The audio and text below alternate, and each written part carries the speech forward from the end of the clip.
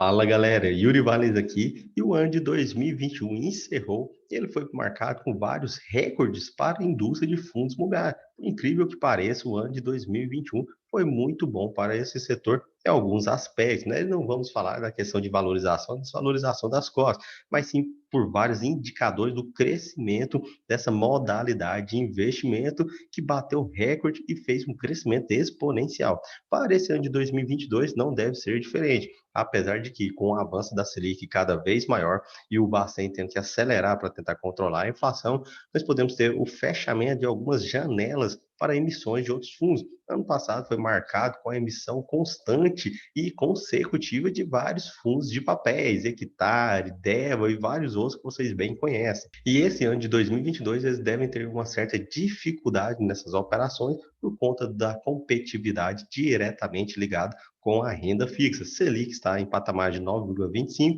para a próxima reunião do Copom, que inicia no dia 1º e termina no dia 2 de fevereiro. Eles anteciparam o aviso de que vão aumentar em pelo menos mais 1,5%, que vai majorar a Selic para quase 11%, um valor que não vemos já tem muito tempo. Acredito que em torno de 5 anos que nós não vemos a Selic nesses patamares. E isso está fechando algumas janelas. Mas mesmo assim, a indústria vem crescendo muito e esse ano ela ainda deve continuar nessa pegada. Inclusive, estou trazendo aqui esse boletim mensal dos fundos imobiliários divulgado pela B3 para mostrar esse crescimento a vocês. Podem observar que de dezembro de 2017 a novembro de 2021, vejam a quantidade de fundos imobiliários, tanto cadastrados na CVM, que é o azul mais claro, quanto os listados na Bolsa de Valores. Vejam que esses valores dobraram de 2017 até 2021. E mesmo assim, naquele período lá de avanço de 2019 até 2020, foi um período de crise, vejam a quantidade de fundos novos que surgiram. O ano de 2021 encerrou com praticamente 399 fundos listados e 684 listados na CVM. Tem uma diferença, um fundo, todo fundo imobiliário precisa ser cadastrado na CVM, mas nem todos são negociados na nossa querida Bolsa de Valores. E esse ano temos aqui a notícia de que a União pretende lançar fundos imobiliários com mais de 237 ativos que eles possuem atualmente na sua carteira. Mas depois nós falamos sobre isso. Mostrando outros dados aqui, veja a quantidade de ofertas. O ano de 2021 e 2020 foram anos de crise, eles bateram o ano de 2019, que era aquele ano de franca expansão da nossa economia. Eles emitiram mais de 24 bilhões de reais nesse período. E se formos observar aqui o patrimônio líquido desses fundos, vocês podem observar que está em 158 bilhões de reais, um valor muito expressivo. O valor de mercado está em 128. Então, mostra que os fundos, na sua grande maioria, estão negociando com deságio, ou seja, estão negociando com desconto no mercado secundário.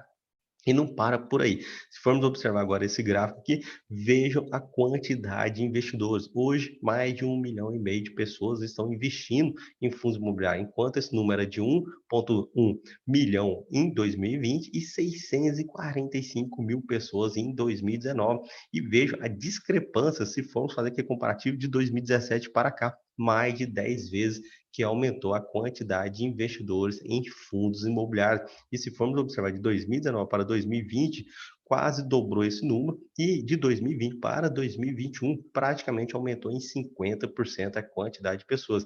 E esse ano a indústria deve acelerar mais ainda, e esse ano, apesar da renda fixa estar muito atrativo, eu acredito que esse número de investidores deve continuar subindo, às vezes num ritmo um pouco mais desacelerado do ritmo que vimos de 2020 para 2021, mas mesmo assim eu acredito que temos força de chegar a 2 milhões de investidores no final de 2022. E se formos observar aqui no total de negociações, veja a diferença. Em 2019, 32 bilhões de reais que eram negociados de forma anual.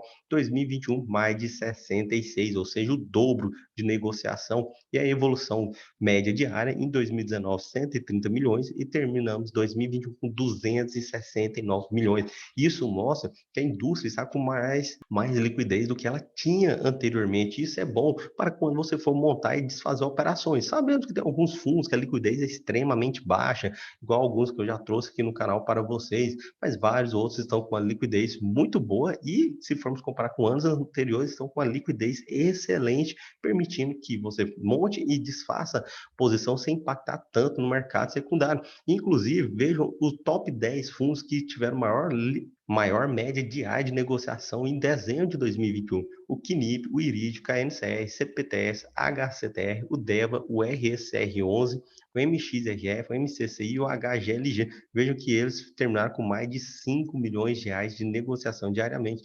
Destaque para o QNIP e o IRID, que ficaram com mais de 10 milhões. E se for observar a média do ano de 2021, né, dos últimos 12 meses, olha o quanto que eles tiveram uma média de negociação boa. Hectare, uma média de quase 10 milhões diariamente. O Irídio, 9 milhões. CPTS, 9 milhões. KNCR, 7.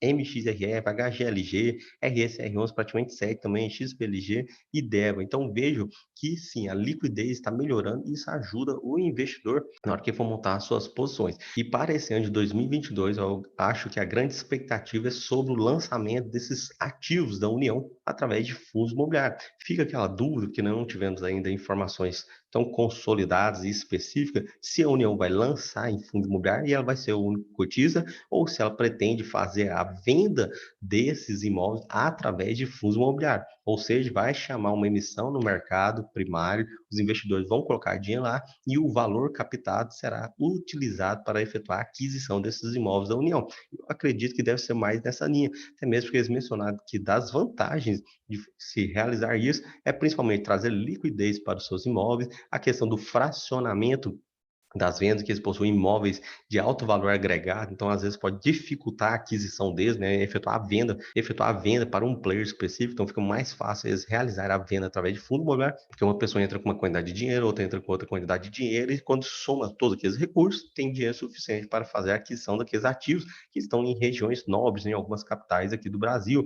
E outro ponto de maior destaque que eles mencionaram é a venda em lote, eles pretendem vender tudo já de uma vez, que seria difícil eles realizar isso se não fosse através de fundo imobiliário, porque aí sim eles teriam que fazer a venda de imóvel por imóvel, anunciar um imóvel aqui, tentar achar um comprador, depois anunciar outro, tentar achar um comprador. Então vejo que a própria União está enxergando a grande vantagem de utilizar os fundos imobiliários como instrumento para negociação de ativos imobiliários, né? De imóveis mesmo que nós estamos mencionando. E para nós investidores, pessoa física, as maiores vantagens de investir no fundo imobiliário seria a liquidez, o fracionamento das cotas, a isenção do imposto de renda sobre os rendimentos e mais do que isso, né, acesso a imóveis e inquilinos de primeira linha com baixo capital de entrada. Agora comente para mim o que vocês estão esperando para esse ano de 2022. Eu confesso que acho que vamos ter um período turbulento em razão das eleições, mas isso pode ser que seja um momento de oportunidade para adquirir alguns fundos que já estão negociando com leve ágio no mercado, na qual eles já